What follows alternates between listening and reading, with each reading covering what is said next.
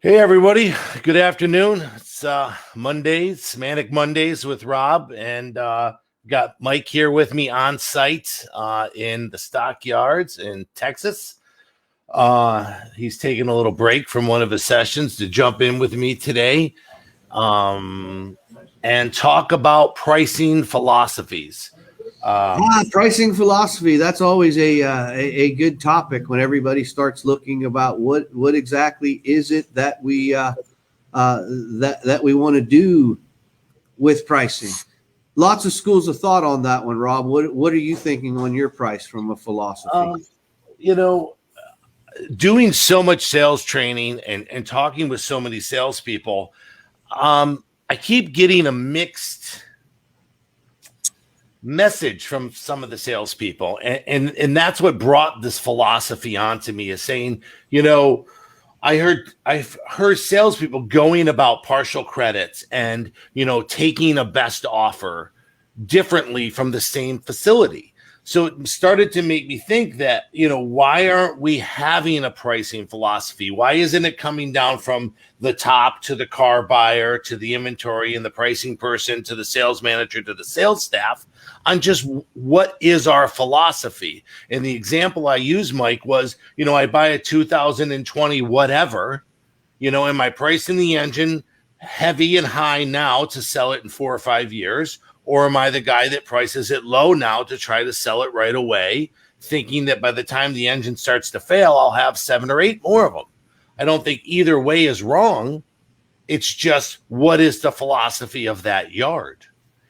So that's where the concept came, Mike. Yeah.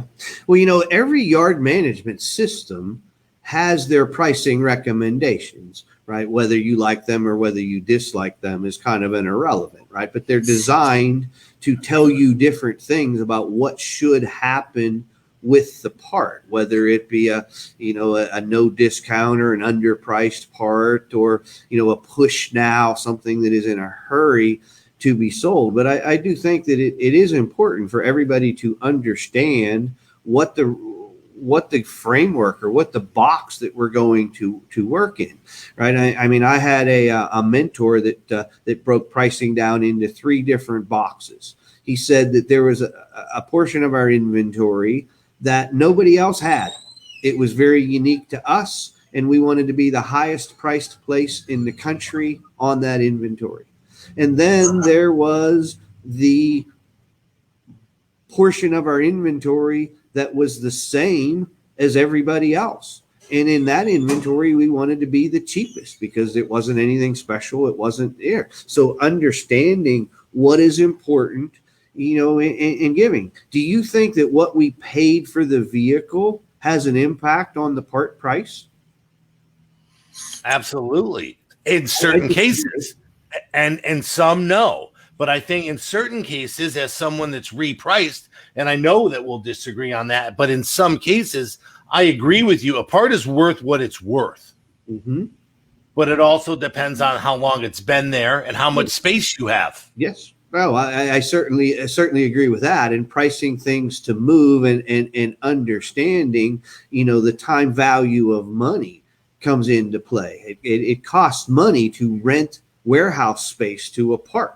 So each time that I'm holding it, I'm paying rent on that shelf space that is ultimately causing expense that is going to be recovered back from the merchandise when I sell it. So, discounting it and getting the money faster can ultimately clear it, quicker, returning the money, but yes, I think all of that looks in where the part price and the vehicle cost don't relate is when we get a good deal on the car. Everybody wants to sell the parts cheaper because we underpaid for the car, but that doesn't make the parts worth more when I overpay for the car. So I give away all my deals.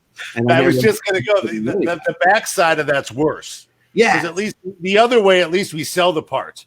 That's right. The backside is we never sell it. Right. So, and then kind of understanding, looking at the one thing that the yard management systems do is provide a tremendous amount of information to the salesperson, right? Do we really look at that information? Do we understand with ownership what their philosophy is on that, and then tie that back into what that information is telling me, so that I can use that information to make an informed decision on how to pitch the part to the customer or do that. Nobody says that the price is too cheap, that they want to pay more. Everybody wants to go the other direction. So understanding, is the part in need, what is the value proposition versus the demand?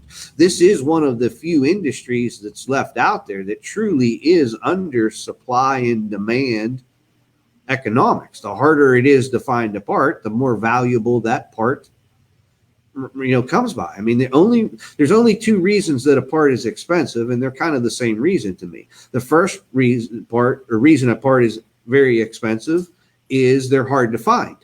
The second reason that a part is very expensive, which is part of the reason why they're hard to find, is they fail often.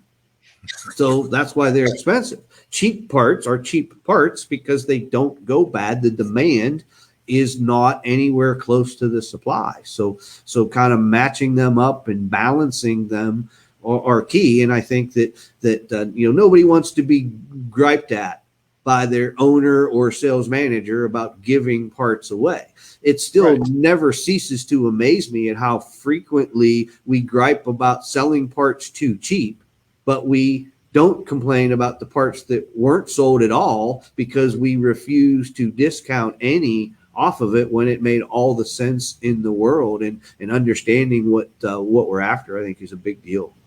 Right. But you and I both, we're sales managers at facilities where our answer on the price cut may have been different than the owner's. Yeah.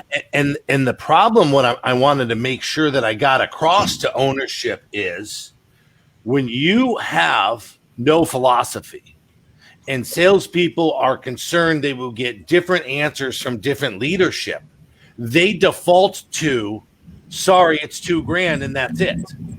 They default to the path of least resistance, and that is not good for your company.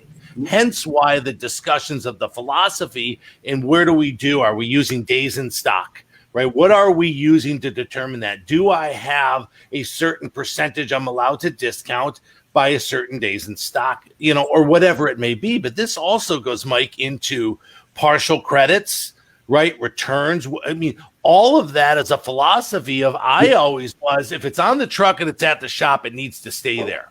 Yep. The cost of bringing it back, restocking and returning it, even if I had to lose a little, I just didn't want that to happen. Yep. Well, and I think that's it. And I think we just, as sales teams, we get caught up in the fact of leading with the price. And what we need to do is discuss the value, discuss what the circumstances are, and then using the price as the final mechanism to how do we arrive at the, at the deal. The most important part is establishing, you need it, I have it. What do we need to do to allow us all to make money? Because ultimately that is the point of what everybody's in business for. And, and the availability factor there is huge right now. Yep. I was on this morning coaching someone where they were talking about, I'm like, well, why didn't you go with the reman option in there as well? And you know why? Because they're 3 months out building some of them. Yep. They can't get the parts either. So when we talk about the pain, the price, the availability, or the warranty, the availability is a key right now. That's a huge factor in where you said pricing, negotiating credits, and what we're doing. So it's just one more piece to the puzzle, because everyone's on fire right now this month, right? Everybody's killing it. Yep. And that availability factor is there. The line of the price and the availability of the parts change by the hour. That's correct. And they and by the minutes, if you're part of some of these networks where there's several hundred salespeople that are pulling at that data at all times, and everybody wanting to cut a deal to somebody, owing somebody a favor for this or making up for that. So the value proposition, finding out what's what. I think staying in tune with your owners, buyers, managers on what their philosophy is the best way to keep everybody happy and moving forward. Communicate. And it's funny, I brought it up with Mike, what I wanted to talk about today. He's like, Rob, that's a big chunk of something. And I said, well, let's just hit it quickly, but let's start the conversation. So I hope that we can elaborate this on further. We try to keep this to like 10-minute Mondays. Mike's on site. I've got some other appointments, but I thought it was an important topic, Mike, just at least touch it a little bit. Yep. We can expand on it in further sessions and things, but as always, thanking everybody for hopping on Mondays with us. I think we're going to take next Monday off. It's a 5-week Monday, and I'll be back myself on the 5th of April, followed by Lee and Mike after that. And we hope to continue these and passing out the nuggets. All right. Thanks, everybody. Appreciate everybody's time. Have a great March. Happy Easter.